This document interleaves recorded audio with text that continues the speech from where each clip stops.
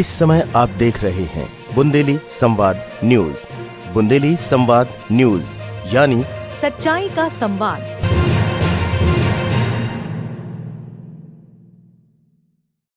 मां शबरी की जयंती समारोह में आदिवासियों के बीच पहुंचे पूर्व कैबिनेट मंत्री स्वामी प्रसाद मौर्य।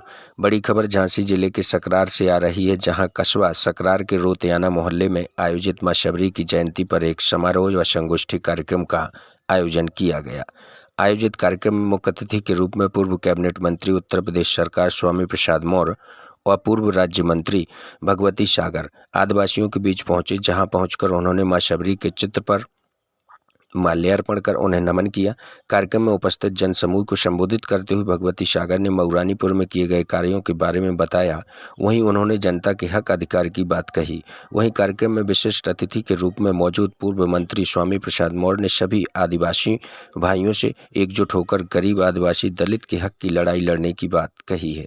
वहीं उन्होंने कहा कि बाबा साहेब अम्बेडकर द्वारा जो हमें संविधान दिया गया है, उसे हम सबको मिलकर बचाना है। अपने भाषण के दौरान उन्होंने भाजपा सरकार पर भी जमकर निशाना साधा है।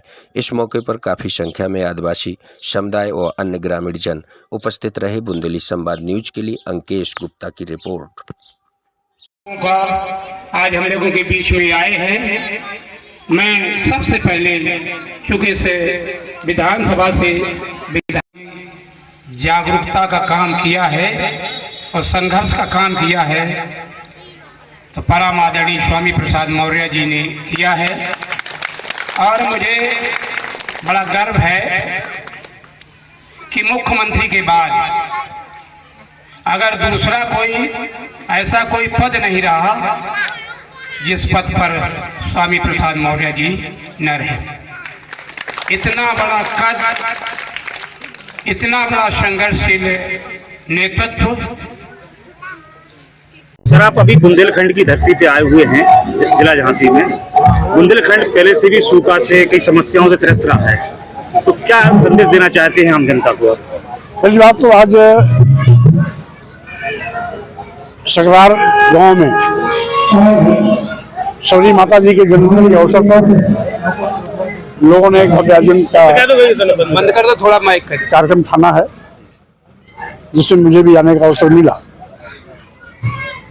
और जैसा कि इतिहास इस बात का गवाह है, इस देश का आदिवासी दलित पिछड़ा तभी इस देश का हुक्मरान हुआ करता था, लेकिन चंद चतुर लोगों ने धर्म कर्म भाग्य भगवान के मकरजाल में फंसाकर इसे गुलाम बना दिया। बाबा साहब डॉक्टर अम्बेडकर और मानव काशी गांधी ने इसे हुक्मरान बनाने की दिशा में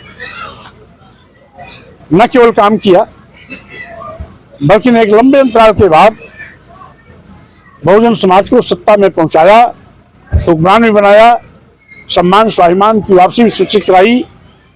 और हजारों साल से जिसे धन धरती शिक्षा सम्मान से वंचित किया गया, उसने देखा कि सत्ता में आने के बाद न केवल सम्मान स्वाभिमान का परचम लहराया, बल्कि मनचाहा दलित बस्तियों में विकास हुआ, गरीबों को उत्थान हुआ, सरकारी सेवाओं में जाने का अवसर मिला, और साथ ही साथ विकास समाज के अंतिम पायदान तक पहुंचाने का प्रयास किया गया। हम चाहते हैं भारतीय जनता पार्टी से आप अपनी भारतीय जनता पार्टी में आए हैं, बुंदेलखंड को लेकर क्या विजन है आपका? देखिए, भारतीय जनता पार्टी इस देश की दुश्मन है, क्योंकि देश के लोगों के वोट पर बैठकर ये केवल अदानी और अंबानी की तिजोरी भर रही है। देश के करोड़ों करोड़ों नौजवानों को बेरोजगार बना रही है। आज देश में एक ओर बेरोजगारी का आलम है, दूसरी ओर महंगाई आसमान पर है, किसान समस्या 3 साल से मुंह बाए खड़ी है। दिल्ली में लाखों किसान 3 साल से धरना दे रहे हैं, हजारों लोगों की मौतें भी हो गई, लेकिन किसान केंद्र और प्रदेश सरकार के दिल नहीं पसीजा। जातिवार जनगणना नकार रही है। भारतीय संविधान द्वारा प्रदत्त आरक्षण व्यवस्था को सरकार शून्य निष्प्रभावी कर रही है। वहीं पर शिक्षा को महंगी कर गांव के गरीब मजदूर किसान के बच्चों को शिक्षा से वंचित करने की भी साजिश कर रही है। 27,000 उत्तर प्रदेश के प्राथमिक विद्यालय बंद हुए, जो सबसे बड़ा सरकार के असफलता का जीता जागता एक नमूना है।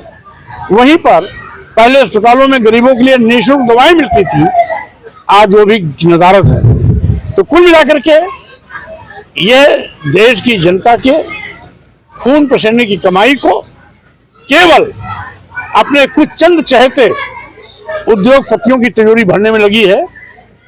और आपको ध्यान होगा 45,000 करोड़ रुपया का कर्जा अपने कुछ चंद पूंजीपतियों के माफ करने में सरकार ने जो दिलेरी दिखाई है, हम समझते हैं इसे साफ जाहिर होता है कि ये किसानों की भी दुश्मन है, मजदूरों की भी दुश्मन है। आम जनता अगर आने वाले चुनाव में आपको चुनती है अपना जनता पार्टी को, तो ऐसा क्या क्या परिवर्तन होगा जो पहले नहीं हुआ आपके द्वारा? एक कुल मिलाकर के गरीबों के बलबूते और बनी सरकार गरीबों के लिए काम करेगी, समाज के अंतिम पायदान पर विकास जाएगा, हर चेहरे पर मुस्कान होगी।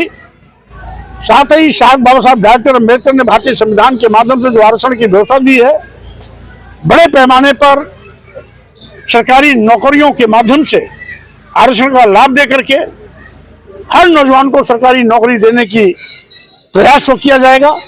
और इसके साथ ही